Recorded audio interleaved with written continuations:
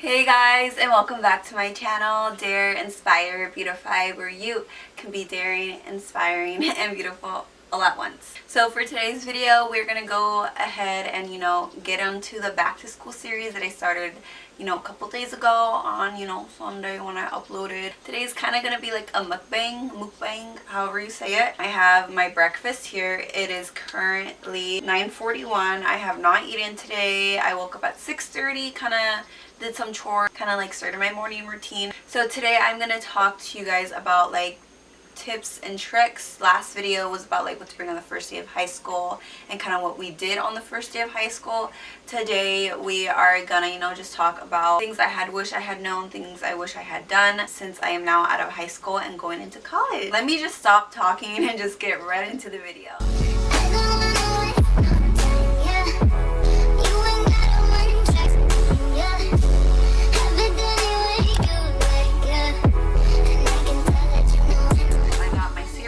And I got my orange right here. So let's get started, yeah? So I already made a list of all the things I want to talk about. I didn't put it in any particular order. I kind of just listed everything. The very first thing I actually want to talk about, and I feel like it's major, it's two things. The first one is kind of like about AP classes and then falling into that mental health. My high school, I'm going to go like a little bit background story on me. My high school offered AP classes. You were only allowed to take one as a freshman. If I have any advice for anyone, it would be if you are looking into taking AP classes like further along in high school, like sophomore, junior, senior, whatever, I do recommend taking just one AP class your freshman year so that you just get used to it and that you kind of develop these habits that you're going to use later on during high school. Just one is going to be really, really hard, but I totally recommend it. Me personally, I didn't take any AP classes up into my junior year, and then bitch, I jumped straight into it. I took 4 AP classes, totally unnecessary for me to do. And I really regret not, balancing myself out in the beginning, because I just went ahead and went straight into the AP pool, and it was horrible. Like, I got good grades, but I ended up dropping out of all my AP classes by the next semester because I just couldn't handle it. I kind of developed depression because of it. Not saying that AP classes are bad and you're going to get depressed. I'm just saying because I didn't pace myself out first, and because I didn't know my study habits, because I didn't, I wasn't prepared, I set myself up for failure. Just take one AP class, your first year as a freshman, and then, maybe add another one sophomore year, and then, you just keep on adding as you go. It's going to be hard. AP classes are hard, and if they're not hard, then you're not really learning anything. That's AP classes, and then falling, into depression, as I was talking about, mental health. Please, please, please, if you're taking AP classes, or you don't even have to be taking AP classes, you're just in school, please put your mental health first. You have to know yourself, know your limits, know like how you feel, recognize your feelings, and if you're feeling sad or down, talk about it. Don't just like push yourself into forgetting about it and then later on exploding. The point is, put your mental health first. You have a lot of homework. Yes, I understand that. But you have to take time for yourself. You have to recognize that, what? I'm feeling sad. I'm feeling depressed. I need to have me time. That's another mistake I made during high school. I didn't recognize that. And I literally just blew up and was like, I can't do this. I don't want to do this. I'm worthless. All these feelings that I had felt before and that I had pushed away, they came back and just exploded in my face, and it was really, really bad. It was bad. You don't even have to like be feeling horrible feelings to put your mental health first. Everyone should, be educated in mental health. Everyone should know their mental health. Even if you feel fine and okay, make time for yourself. Spoil yourself. Go shopping, hang out with friends. Just make sure that you're not only okay, physically, but that you're okay mentally. Continuing that mental health path, like I said, don't over push yourself. Make sure that you're not overwhelmed. I also do recommend participating in clubs. Clubs are super duper important. You can put that on your college applications or internships or whatever. It's really, really good for scholarships as well. But like I said, don't overwhelm yourself. Don't join 1,500 clubs just because it's going to look good on a college essay. Pick one club that you're really passionate about and spend your time on that club. Like become an officer for that club, or you know, spend a lot of time volunteering for that club or whatever. But just show dedication for that one club, or you know, 2 clubs, 3 clubs at most. Pick clubs that you're passionate about, and that's going to make a difference not only in you but within your community as well. That scholarship loves to see that you're contributing back to society. Definitely join clubs, because then you meet new people, you make new relationships, you know, with other upperclassmen or people within your grade. It's just a great way to just surround yourself with positive vibes, positive energy. Maybe you don't really like clubs and you don't really want to do, you know, volunteering or anything like that. Join sports. Colleges and scholarships also really love that. Pick a sport, dedicate your time towards that, and your education and scholarships are going to be, you know, oh my god, this girl, like, this boy, wow, they're really into their life, their community. If you don't want to join clubs, join a sport.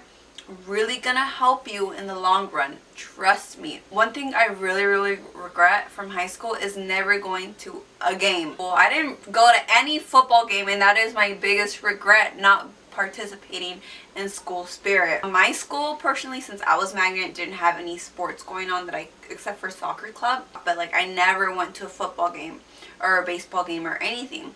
So I could have done that with my zone school, but I chose not to because I was lazy. Really regret that. Really recommend you guys to, you know, watch a game, get to know new people, support your friends, like just go to games and show spirit. Going back to like the clubs and everything, wow, I'm so disorganized, I'm so sorry. So if you don't want to join a club, you don't want to go to sports, you don't want to even go to a game, okay, that's totally fine, that's up to you. I want you to, I recommend you to, but if you choose not to do any of that, at least volunteer. It doesn't have to be with a club. You can just be by yourself, by your own. If you don't want to be associated with people, just volunteer, because it will look, like I said, good on your resume for college and scholarships. They love that shit so much. They just want to see you involved with your community and not just by yourself. Yes, you can get good grades or whatever, like they're like anyone could get good grades, but getting good grades while doing volunteering or being busy, now that's a challenge. So they really just want you to be involved and not just studying all the time. They want to see that you're able to communicate with other people, or you're able to embrace your community or whatever, and that you're going to succeed in a college setting. At least volunteer somewhere. I'm repeating this so much because I'm telling you, it's really important. And you know, going further into like school and, as I mentioned, scholarship, as of now you should really start looking at scholarships, and you don't even have to be applying to them. You could just start looking at them and get like a general sense of what they want from you and requirements. Like even if you don't qualify for them yet, just take a look at them to see what they overall want from you. For example, let's say they want you to write an essay, but you have to be a senior and you're a freshman. Okay, take a look over the years of like the essay questions. Then you like get a general sense of what you should write about. In every event that happens to you, you can be like, oh, how can I turn this into an essay for this particular scholarship? And I think that's the smartest thing.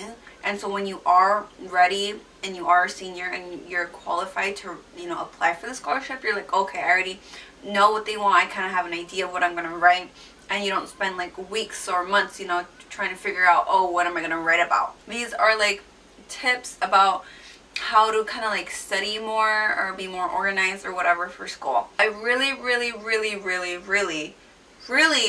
recommend a planner. Having a planner will keep you so organized. It's gonna like remind you of everything you need to do. I remember my freshman year had a planner. I was really good with grades and everything, and then there was this one year where I can't remember if it was junior year or sophomore year where I didn't have a planner, and it was honestly so bad. A lot of my stuff was turned in late because I could never remember when it was due, or I would forget I even had an assignment in the first place. So a planner is really essential. It reminds you of everything you need to do, everything within the day, when you have tests, when you need to study, when you have assignments due, when they were given to you in the first place. just, you know, a planner overall just keeps you organized. It doesn't even have to be like a $20 Target planner. It can be like a $5 one or a $1 one from Walmart or whatever. Preferably get a planner that's monthly and weekly, so you know it gives you the month and then it gives you each week where you can write down little notes. I totally recommend you have a really good relationship with your counselors. You don't even have to talk like 10 minutes with them. You can just say hi. You can stop by their office and just say hello, my name is na. I just wanted to introduce myself. Just have a really good relationship with your counselors, because they're the ones who's gonna like be writing you these recommendation letters for college or for scholarships. Have good relationship with adults, because ultimately they're gonna be the one writing you these recommendation letters. Get along with them. I know they can be a pain in the butt sometimes, and sometimes they're rude or they're ignorant to your, you know, circumstances. I know, you know, just have great relationship with, you know, your teachers. Just do what needs to get done so that you succeed later on in life, and you never have to talk to them ever again, because then you're out of high school. Also, going back to counselors, they can, you know, tell you what they recommend for you to do and like your classes, or what classes to take the next year, what to keep in mind. They also can recommend you to scholarships, and that's going to be, you know, great. And so ultimately, counselors, have great bonds and relationships with them. So I really recommend this. This has helped me so much when it comes to maintaining my good grades. Join classroom group chats. Like my math class for my senior year, we had this one big group chat on Snapchat where we asked questions about the homework or whatever. We had people explain the answers or whatever. Occasionally they actually just gave us the answers. They also gave us heads up on what's going to be on the test. I really recommend joining a class group chat on social media. Try doing this for all of your classes, and if there isn't a group chat already, go ahead and make one and just start adding people, you know, add your classmates to it. Oh, so these are like some studying tips. Personally for me, I like to listen to classical music when I am doing homework. I read statistics where it like stimulates your brain and helps you think faster. It helps you like with your memory as well. Also, if I listen to like my typical music, then I'm gonna end up not doing my homework and just singing along to the song and not concentrating on what needs to get done. So I totally recommend listening to classical music, because then you're listening to music, it's stimulating your brain, helps with your memory, and you're actually getting stuff done. Also, when you're doing homework, try your best. Someone's trying to open my door. Why does she smell like syrup? I don't know. Where the fuck did all my hoodies go? I don't know. You can check. This is the only hoodie I have on. Sorry, that was my sister. Another tip I would say is when you're studying, put away your phone. I know it can get distracting and you can get bored or whatever, but put away your phone when you're studying.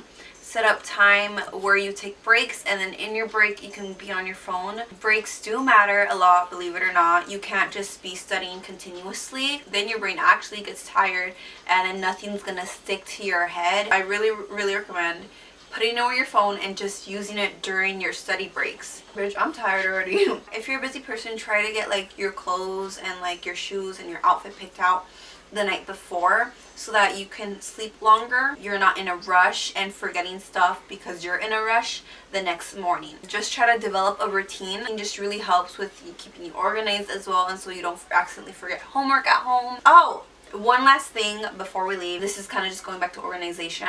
Try keeping your backpack organized as well, so that during school you're not missing a lesson or you're not paying attention in class because you're looking for a missing assignment or you're looking for homework or whatever. Try keeping, you know, a folder just for math, for English, for reading, for whatever the subject is, and then in that folder keep one side for miscellaneous stuff that you know you don't really need, and then like another side for homework. I think that's pretty much it. I think that's all the tips that I have to give. I don't have anything else.